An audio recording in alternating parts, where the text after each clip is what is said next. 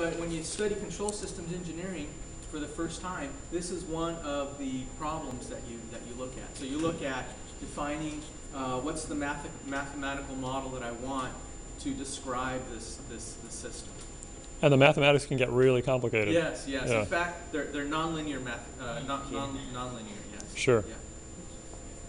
Okay, I'm going to go ahead and run this. So hopefully that worked. Okay, so there's the control loop, the control system working right now. So what we've got is, again, we've got this little encoder sensor right back here that's the pendulum angle is. It's feeding that signal back into the control system that's running back here, and then deciding what way to drive the motor back here to keep everything working just right. And then if disturbance comes along, maybe you try to bump it. So here's the action of the control system working to keep the whole thing balanced. It's not locked, is it? No, no, yeah, it's not. It looks like it's locked, but it's not. Like yeah. So here, I'm going to let you guys. I won't let you touch it, but I'll let you do this. So go ahead and take this stick, and then with the soft end of the paper, you can bump the pendulum. You can bump the base of it. Okay. That's fine. So any system, right? So what we did was any system has its limitations, right? They went right for the jugular, man. And you found that system. What are you going to do? You're going to fall over, right? So any system has its limitations, and that's what we saw. That's what we saw right here. No. If you let it keep spinning, would it have stood itself? No. Does it have the power to do that? So any system that you make, you'll have to put some type of switches, if you will, in the system to tell it to behave a certain way. So let's say we saw that the angle exceeded some limitation, some threshold.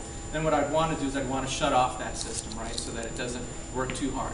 So what happened automatically was it saw that the angle was too hard or too large. It was so large that the motor couldn't generate enough torque, so it just shut itself off. Let me start it. Could it do like a fail-safe once it's all the way down to then turn it? Potentially, yeah. It's up to you as the engineer, as a designer. You can have it do whatever you want. Now, a lot of this depends. There's like a lot of parameters you're sort of tweaking, or they're set to be a certain thing. Yeah. And because I had a little bit of this in my own education, I've always been fascinated by this. But I'm curious, can you set it so that it's sort of like a drunk that's sort of more tipsy, but still able to keep it like at the edge of instability, but it catches itself That's right. still? You can. Wow. Yeah, so there's parameters in the system. We call them gains, the system gains, and you can change those gains in any way to make the system behave differently. Yeah. Is there some sort of like activation angle? For instance, when it was the other way with the pendulum downward, how come it doesn't oscillate then to try and swing the pendulum upward? So again, it's the way the control system has been programmed. Okay, yeah. But you can do things within the controller to have it behave the way you want it to. Yeah, I'm good. Calm down. Now this may be a stupid question. Has anyone ever been in the way when this thing starts? You know what? No one's been in the way, but yeah, as you can see, right, it moved very quickly. Right, this little mass right here is pretty heavy. So if you're standing right up close to it, you're going to get hit pretty hard. That's so that's why I'd like you guys to kind of stand back and with a stick.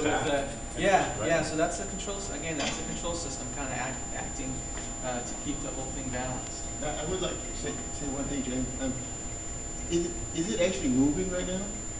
Well, yeah. So the control system is kind of doing. I mean, it's not. It looks like it's steady. Yeah, I mean, it looks like it's steady. There's, the signal that's coming out from here is probably changing just fractions of a degree, and the control system is working fast enough so that to us it looks like it's not really changing very much. But if we look over here, okay, so you can look at some of these values.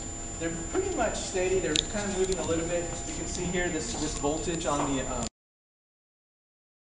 control effort. That's the voltage that's being applied to the motor. So it's not constant. It's actually changing, and it's even changing sign a little bit. So It is working. It is changing.